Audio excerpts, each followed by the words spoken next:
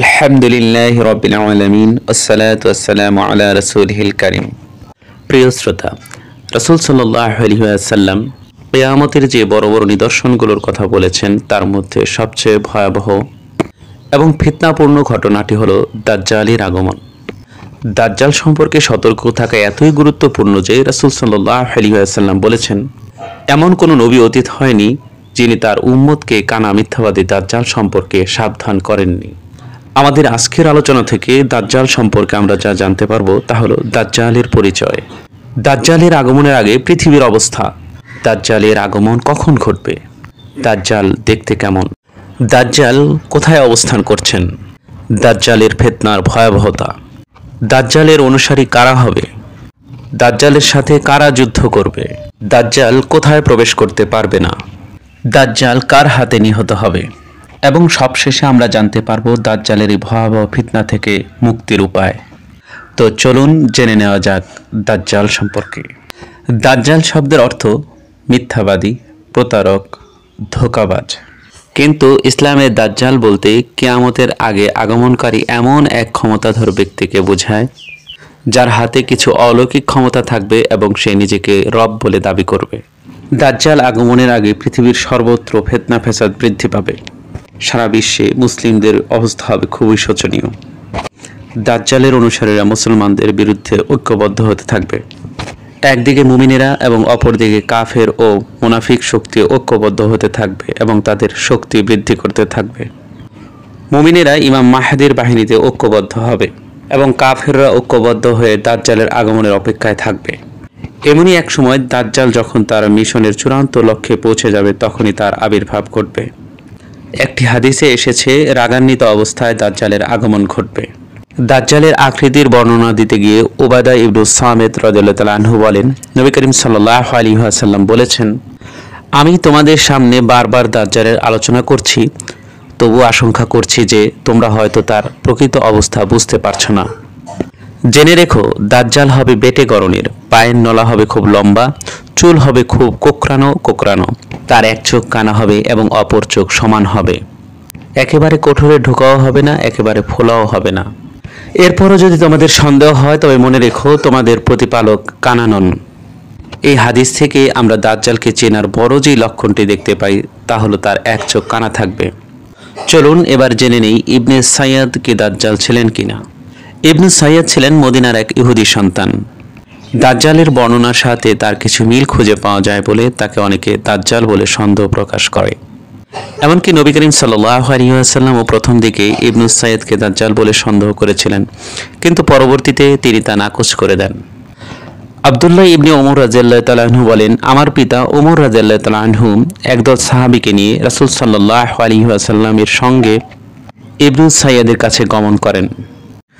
তারা সকলেই ইবনে সাইয়াদকে বনি মাগালার টিলার পাশে অন্যান্য বালকদের সাথে খেলাধুলা করতে দেখেন।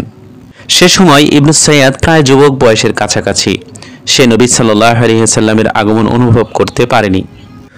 অবশেষে নবী সাল্লাল্লাহু আলাইহি ওয়াসাল্লাম তার পিঠে হাত লাগিয়ে বললেন, তুমি কি সাক্ষ্য প্রদান করো যে আমি আল্লাহর রাসূল? তখন সে রাসূল সাল্লাল্লাহু আলাইহি ওয়াসাল্লামের দিকে তাকিয়ে বলল, আমি সাক্ষ্য দিচ্ছি আপনি নিরক্ষর মানুষের রাসূল। অতঃপর ইবনে সাইয়াদ রাসূল সাল্লাল্লাহু আলাইহি ওয়াসাল্লামকে লক্ষ্য করে বলল, আপনি কি সাক্ষ্য প্রদান করেন যে আমি আল্লাহর রাসূল? তখন নবী করিম সাল্লাল্লাহু আলাইহি ওয়াসাল্লাম তাকে ধরে বললেন, আমি আল্লাহ ও তার রাসূলের প্রতি ঈমান এনেছি। তারপর নবী করিম সাল্লাল্লাহু আলাইহি ওয়াসাল্লাম ইবনে সাইয়াদকে বললেন, তুমি কি দেখতে পাও? সে বলল, আমার কাছে সত্য মিথ্যা উভয়ই আসে। তখন নবী করিম সাল্লাল্লাহু আলাইহি ওয়াসাল্লাম বললেন, তোমার নিকট আসল ব্যাপার এলোমেলো হয়ে গেছে।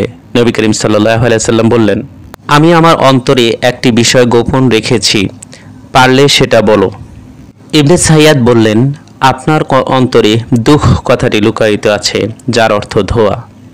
নবী করিম সাল্লাল্লাহু আলাইহি ওয়াসাল্লাম বললেন, তুমি দূর হও, তুমি কখনো নিজের সীমার বাইরে যেতে পারবে না, ওহী সম্পর্কে তোমার কোনো ধারণা নেই। বর্ণনাকারী বলেন, এই সময় রাসূল সাল্লাল্লাহু আলাইহি ওয়াসাল্লাম তার অন্তরে ইয়াউমা তা'তিস সামাউ বিদুখানিম মুবিন অর্থাৎ সূরা দুখানের একটি আয়াতের অংশ বিশেষ রাসূল সাল্লাল্লাহু আলাইহি ওয়াসাল্লাম তার অন্তরে গোপন রেখেছিলেন। এ সময় ওমর রাদিয়াল্লাহু তাআলা আনহু বলেন, হে আল্লাহর রাসূল, আমাকে অনুমতি প্রদান করুন, আমি তার গর্দান উড়িয়ে দেই। নবী সাল্লাল্লাহু আলাইহি ওয়াসাল্লাম বললেন, এ যদি দাজ্জাল হয় তবে তুমি তাকে হত্যা করতে পারবে না, আর যদি সে দাজ্জাল না হয় তাহলে তাকে হত্যা করে কোনো কল্যাণ নেই। বিবরণ থেকে বোঝা যায় ইবনু সাইয়াদ নবুয়তের দাবি করেন, যা দাজ্জালের অন্যতম বৈশিষ্ট্য। তবে শেষ জামানায় যে দাজ্জালের আবির্ভাব ঘটবে সে সেই দাজ্জাল নয়। এ বিষয়টি আমরা আরও স্পষ্ট হতে পারি আবু সাঈদ খুদরি রাদিয়াল্লাহু তাআলা আনহু থেকে বর্ণিত একটি হাদিস থেকে। তিনি বলেন, একবার আমরা হজ কিংবা ওমরা করার জন্য বের হলাম। আমাদের সাথে ছিল ইবনু সাইয়াদ। তিনি বলেন, আমরা এক স্থানে যাত্রা বিরতি করলাম। লোকেরা সবাই বিভিন্ন স্থানে ছড়িয়ে পড়ল। আমি এবং ইবনু সাইয়াদ একসাথে রয়ে গেলাম। ইবনু সাইয়াদের ব্যাপারে যে বলা হয় সে দাজ্জাল, সে কারণে আমি তাকে ভয় পাচ্ছিলাম। তিনি বলেন, ইবনু সাইয়াদ তার মালপত্র নিয়ে এসে আমার মালপত্রের সাথে রাখলো। আমি তখন তাকে বললাম, প্রচণ্ড গরম পড়েছে, তোমার মালগুলো যদি ওই গাছের নিচে রাখতে তাহলে ভালো হতো। সে তাই করলো। অতঃপর আমাদের সামনে একটি বকরি দেখা গেল। সে গিয়ে দুধ দহন করে নিয়ে এসে বলল, আবু সাঈদ, নাও দুধ পান করো। আমি বললাম, প্রচণ্ড গরম পড়েছে আর দুধও তো গরম, আমি দুধ খাবো না। অথচ আমার কোনো সমস্যা ছিল না, কিন্তু তার হাত থেকে দুধ পান করতে আমি চাচ্ছিলাম না। তারপর সে বলল, আবু সাঈদ, লোকেরা আমার ব্যাপারে যা বলে এ কারণে আমার ইচ্ছা হয় রশি নিয়ে গাছের সাথে ঝুলে আত্মহত্যা করে ফেলি। আবু সাঈদ, তোমাদের আনসারীদের কাছে রাসূল সাল্লাল্লাহু আলাইহি সাল্লামের যে হাদিসটি তা কার অজানা? তুমি কি রাসূল সাল্লাল্লাহু আলাইহি সাল্লামের হাদিস সম্পর্কে অধিক অবগত নও? তিনি কি বলেননি দাজ্জাল হবে কাফের? অথচ আমি তো মুসলিম। তিনি কি বলেননি সে হবে বন্ধ্যা, তার কোনো সন্তান থাকবে না, অথচ আমার সন্তানকে মদিনায় রেখে এসেছি? তিনি কি বলেননি সে মক্কা মদিনাতে প্রবেশ করতে পারবে না, অথচ আমি মদিনা থেকে এসেছি আর মক্কা অভিমুখে গমন করছি? আবু সাঈদ খুদরি রাদিয়াল্লাহু তাআলা আনহু বলেন, তার এসব কথা শুনে আসলেই তার অভিযোগগুলো সত্য বলে মনে হলো। অতঃপর সে বলল, তবে শোনো, আল্লাহর কসম, অবশ্যই আমি দাজ্জালকে চিনি। তার জন্মস্থান কোথায় সেটাও আমি জানি, আর সে এখন কোথায় আছে সেটাও আমি জানি। আবু সাঈদ বলেন, আমি তাকে বললাম, সারা জীবন তুমি ধ্বংস হও। অতঃপর সে বলল, শোনো, আল্লাহর কসম, আমি অবশ্যই জানি সে এখন কোথায় আছে। আমি তার পিতামাতাকেও চিনি। আবু সাঈদ খুদরি রাদিয়াল্লাহু তাআলা আনহু বলেন, তাকে বলা হলো, সেই দাজ্জাল যদি তুমি হও তাহলে কি তুমি খুশি হবে? তখন সে বলল, যদি আমাকে তা দেওয়া হয় তবে আমি তা অপছন্দ করব না। আসলে ইবনে সাইদের বিষয়টি গোলক ধাঁধার মতো, তবে এর সমাধান এভাবে বলা যেতে পারে, রাসূল সাল্লাল্লাহু আলাইহি ওয়াসাল্লাম যতদিন পর্যন্ত প্রকৃত দাজ্জালের অবস্থা সম্পর্কে অবগত হননি ততদিন পর্যন্ত তিনি এ সন্দেহে ছিলেন যে ইবনু সাইয়াদ প্রকৃত দাজ্জাল হতে পারে। অতঃপর তামিমদারির কাছে দাজ্জালের বর্ণনা শোনার পর এ আশঙ্কা পরিত্যাগ করেছিলেন। এবার আমরা জানব তামিমদারির সেই হাদিসটি, যে হাদিসের মাধ্যমে আমরা দাজ্জালের অবস্থান সম্পর্কে একটি ধারণা পাই। ফাতেমা বিনতে কায়েস রাদিয়াল্লাহু আনহু বলেন, আমি রাসূল সাল্লাল্লাহু আলাইহি সাল্লামের ঘোষককে এই ঘোষণা দিতে শুনতে পেলাম, আস-সালাতু জামিয়া, অর্থাৎ সালাতের জন্য মসজিদে যাও। তখন আমি মসজিদে গিয়ে রাসূল সাল্লাল্লাহু আলাইহি সাল্লামের সাথে সালাত আদায় করলাম। সালাত শেষে তিনি মিম্বরে উঠে বসলেন এবং মৃদু হেসে বললেন, তোমাদের প্রত্যেকে নিজ নিজ সালাতের স্থানে বসে থাকো। অতঃপর বললেন, তোমরা কি জানো আমি তোমাদেরকে কেন একত্রিত করেছি? সাহাবীগণ বললেন, আল্লাহ ও তার রাসূলই অধিক অবগত আছেন। তিনি বলেন, আল্লাহর কসম, আমি তোমাদেরকে কিছু দেওয়ার জন্য বা কোনো ভয়ভীতি প্রদর্শনের জন্য সমবেত করিনি, বরং আমি তামিমদারির একটি ঘটনা তোমাদের শোনানোর জন্য একত্রিত করেছি। তামিমদারি ছিল একজন খ্রিস্টান লোক। সে আমার নিকট এসে ইসলাম গ্রহণ করেছে। সে আমাকে একটি ঘটনা বলেছে, দাজ্জাল সম্পর্কে আমি যা তোমাদেরকে আগে বলেছি এটি তার সাথে মিলে যায়।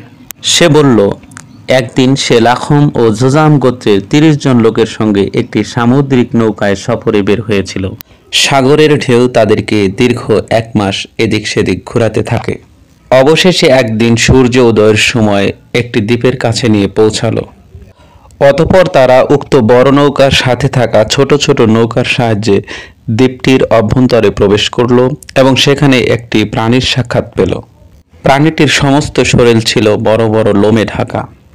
অত্যাধিক লোমের কারণে কোনটা মুখ এবং কোনটা পেছনের অংশ বোঝা যাচ্ছিল না।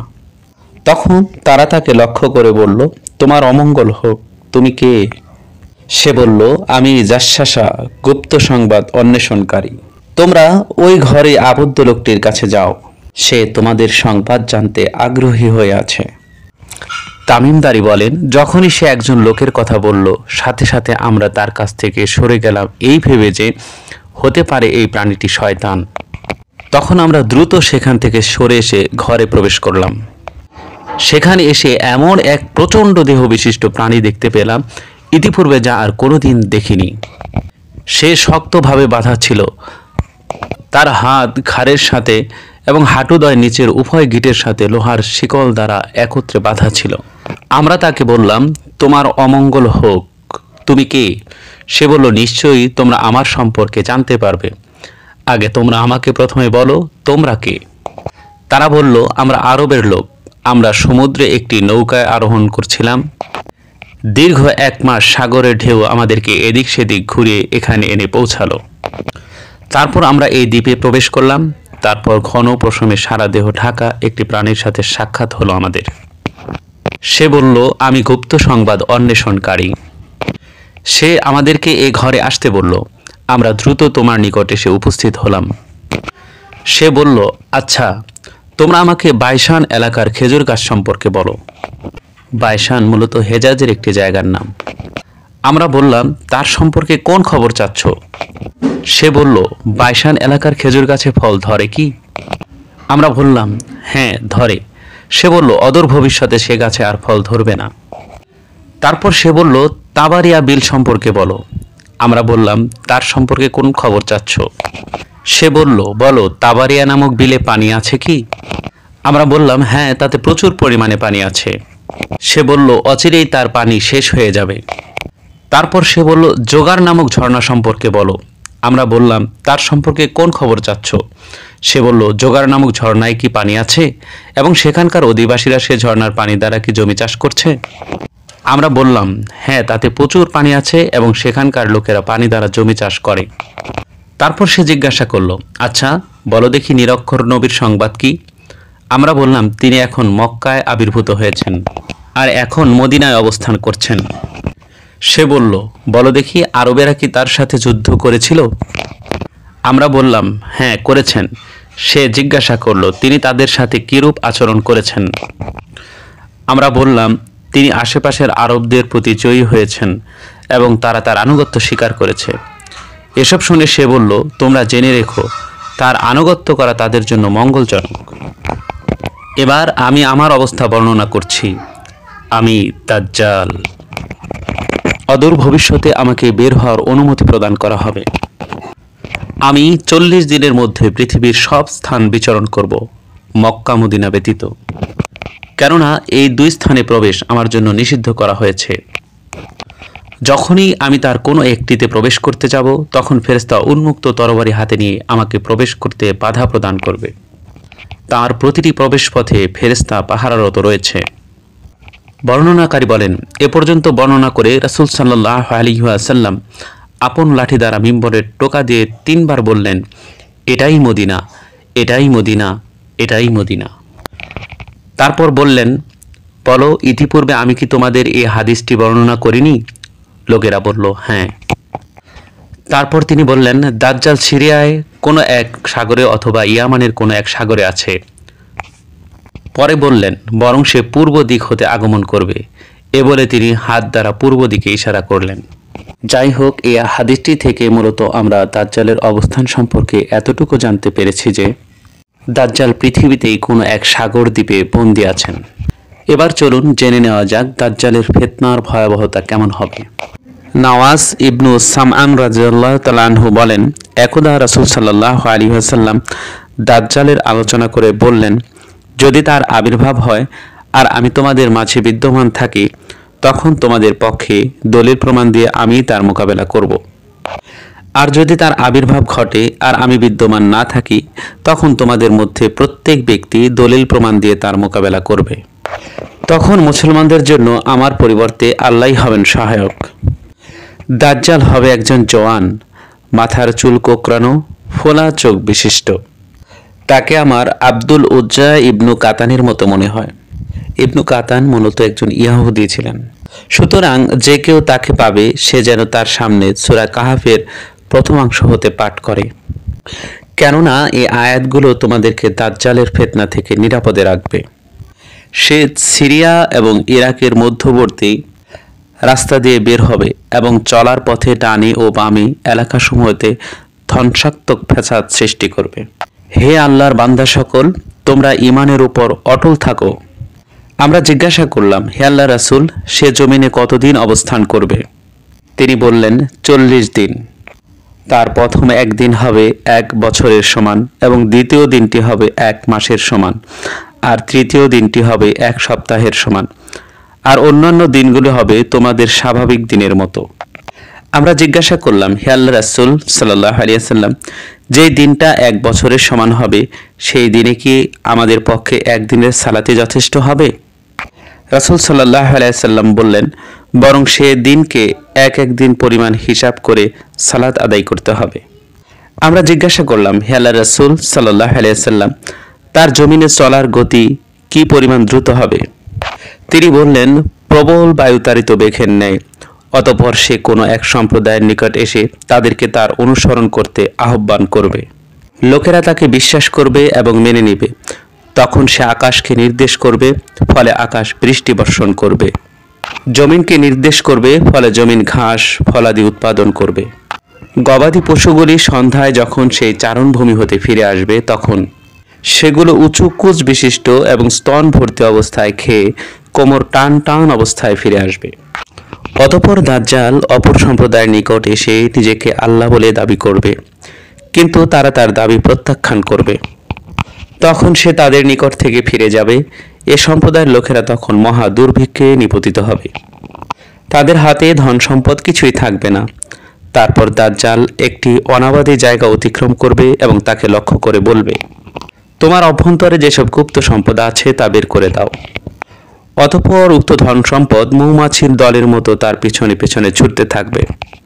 তারপর দাজ্জাল যৌবনে পরিপূর্ণ এক যুবককে তার আনুগত্যের প্রতি আহ্বান করবে, কিন্তু সে তা প্রত্যাখ্যান করবে। দাজ্জাল তখন তাকে তরবারির আঘাতে দ্বিখণ্ডিত করে ফেলবে এবং উভয় খণ্ডকে এত দূরে নিক্ষেপ করবে যে একটি নিক্ষিপ্ত তীরের দূরত্ব পরিমাণ তার মধ্যে ব্যবধান হবে। অতঃপর সে উভয় খণ্ডকে নিজের দিকে ডাকবে, ফলে উক্ত যুবক জীবিত হয়ে হাস্যোজ্জ্বল চেহারায় তার দিকে ফিরে আসবে। দাজ্জাল যখন এ সমস্ত কর্মকাণ্ডে লিপ্ত থাকবে, ঠিক তখন আল্লাহ তাআলা ঈসা ইবনে মারইয়ামকে আকাশ হতে প্রেরণ করবেন। তিনি অর্থাৎ ঈসা আলাইহিস সালাম দামেস্কের পূর্ব প্রান্তরের শ্বেত মিনার হতে হলুদ বর্ণের দুটি কাপড় পরা অবস্থায় দুজন ফেরেশতার পাখায় হাত রেখে অবতরণ করবেন। তিনি যখন মাথা নিচু করবেন তখন বিন্দু বিন্দু ঘাম বের হবে। তিনি যখন মাথা উঁচু করবেন তখন তার স্বচ্ছ মুক্তার ন্যায় ঝরতে থাকবে। তার শ্বাস যে কাফেরের গায়েই লাগবে, সাথে সাথে সে মৃত্যুবরণ করবে। তার শ্বাস তার দৃষ্টির প্রান্ত সীমা পর্যন্ত পৌঁছাবে। এ অবস্থায় তিনি দাজ্জালকে খোঁজ করতে থাকবেন। অবশেষে তিনি তাকে বাইতুল মুকাদ্দাসের লুত দরজার কাছে পাবেন এবং তাকে হত্যা করবেন। অতঃপর এমন একটি সম্প্রদায় ঈসা আলাইহিস সালামের নিকট আসবেন যাদেরকে আল্লাহ দাজ্জালের ফিতনা হতে নিরাপদে রেখেছিলেন। তিনি তাদের মুখমণ্ডলে হাত ফেরাবেন এবং তাদেরকে জান্নাতের উচ্চ মর্যাদার সুসংবাদ দিবেন। এদিকে তারা যখন এই অবস্থার মধ্যে থাকবে, তখন আল্লাহ ঈসা আলাইহিস সালামের নিকট এ সংবাদ পাঠাবেন যে, আমি আমার এমন কিছু বান্দাদেরকে সৃষ্টি করে রেখেছি যাদের সাথে মোকাবেলা করার শক্তি কারোরই নেই। অতএব তুমি আমার বান্দাদেরকে নিয়ে তুর পর্বতে হেফাজতে রাখো। অতঃপর আল্লাহ তাআলা ইয়াজুজ ও মাজুজদেরকে পাঠাবেন।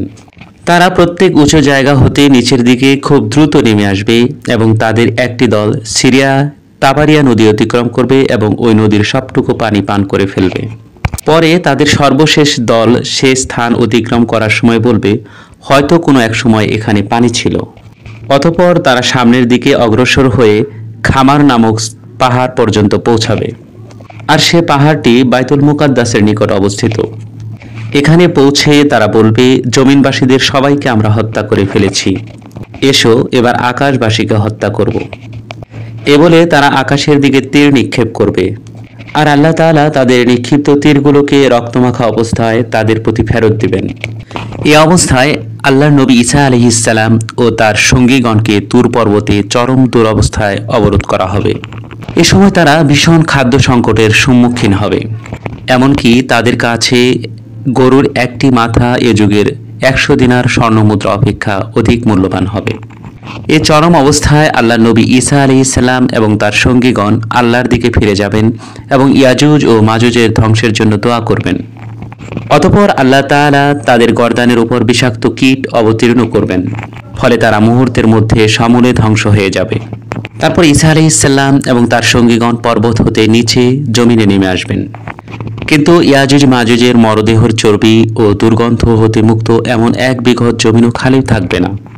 তখন আল্লাহর নবী ঈসা আলাইহিসসালাম এবং তার সঙ্গীগণ উক্ত বিপদ হতে পরিত্রাণের আশায় আল্লাহর নিকট প্রার্থনা করবেন।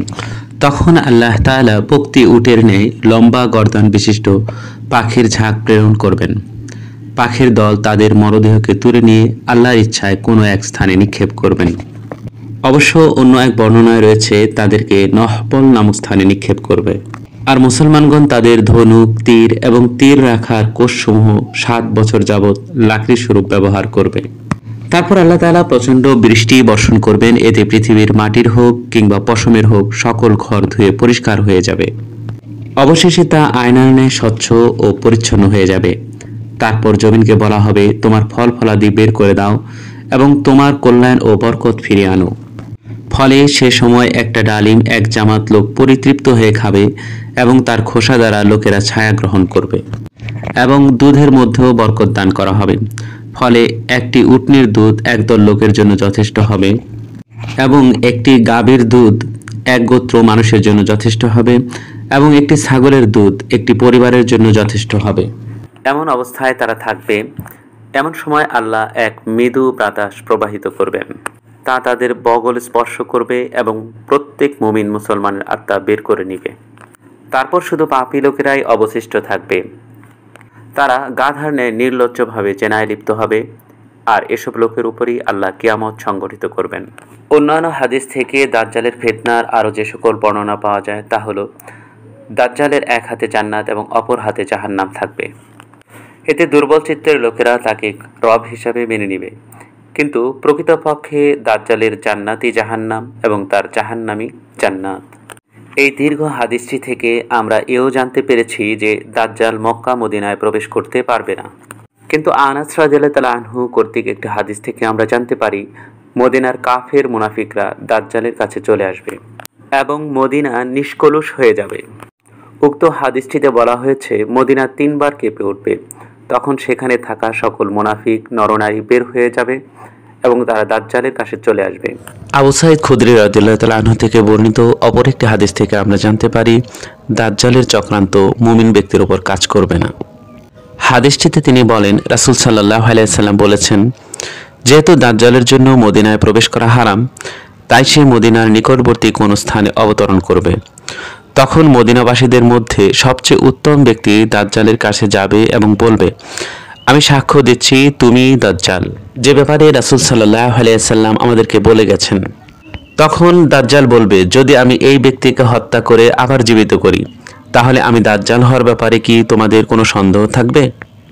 মানুষ বলবে, না। তখন দাজ্জাল তাকে হত্যা করে আবার জীবিত করবে। ওই ব্যক্তি বলবে, আল্লাহ তাআলার কসম, এখন আমার আরও দৃঢ় বিশ্বাস হলো যে তুমিই দাজ্জাল। দাজ্জাল তাকে আবারও হত্যা করতে চাইবে, কিন্তু সে পারবে না। এই হাদিসটি থেকে আমরা বুঝতে পারলাম দাজ্জাল ইমানদার ব্যক্তির উপর প্রভাব বিস্তার করতে পারবে না। যাই হোক, হাদিসগুলো থেকে মূলত জানতে পারলাম দাজ্জাল মুমিন ব্যক্তির বিরুদ্ধে যুদ্ধে নামবে। অন্যান্য হাদিস থেকে আমরা আরও জানতে পারি দাজ্জালের সঙ্গে ইহুদিদের বিশাল এক বাহিনী থাকবে। হাদিসগুলোর মধ্যে 70,000 সৈন্যের বিশাল এক বাহিনীর কথা বলা আছে। আলোচনাটি দীর্ঘ হবে বিধায় আমরা হাদিসগুলোর বিস্তারিত আলোচনা এখানে করলাম না। হাদিসগুলোর সাথে ইমাম মাহদী আগমনের যোগসূত্র রয়েছে, তাই আমরা কিয়ামতের আলামত সংক্রান্ত ইমাম মাহদীর আগমনের বিষয়টি নিয়ে অন্য একটি কন্টেন্ট বানাবো ইনশাআল্লাহ। আশা করছি সে আলোচনায় এই বিষয়গুলো স্পষ্ট করতে পারবো। আপনারা আপনাদের মূল্যবান মতামত দিয়ে আমাকে সহায়তা করবেন। এবার আমরা হাদিসের আলোকে জানতে চেষ্টা করব দাজ্জালের এই ভয়াবহ ফিতনা থেকে বাঁচার উপায়। আবু দারদা রাদিয়াল্লাহু তাআলা আনহু থেকে বর্ণিত, রাসূল সাল্লাল্লাহু আলাইহি ওয়াসাল্লাম বলেছেন, যে ব্যক্তি সূরা কাহফের প্রথম 10টি আয়াত মুখস্থ করবে তাকে দাজ্জালের ফিতনা থেকে রক্ষা করা হবে। অর্থাৎ দাজ্জালের ফিতনা থেকে রক্ষার একটি অন্যতম আমল হলো সূরা কাহফের প্রথম 10টি আয়াত। আয়েশা রাদিয়াল্লাহু তাআলা আনহা থেকে বর্ণিত একটি হাদিস থেকে আমরা জানতে পারি, রাসূল সাল্লাল্লাহু আলাইহি ওয়াসাল্লাম প্রত্যেক সালাতে দাজ্জালের ফিতনা থেকে পরিত্রাণ চাইতেন। রাসূল সাল্লাল্লাহু আলাইহি ওয়াসাল্লাম দাজ্জালের ফিতনা থেকে পানাহ চেয়ে সালাতে যেই দোয়া পড়তেন তা হলো আল্লাহুম্মা ইন্নী আউযু বিকা মিন আযাবি জাহান্নাম ওয়া মিন আযাবিল কবর ওয়া মিন ফিতনাতিল মাহইয়া ওয়াল মামাত ওয়া মিন শাররিল মাসিহিদ দাজ্জাল। এছাড়াও অন্য কোনো মাসনুন দোয়া কারো জানা থাকলে সেটা আমল করতে পারেন।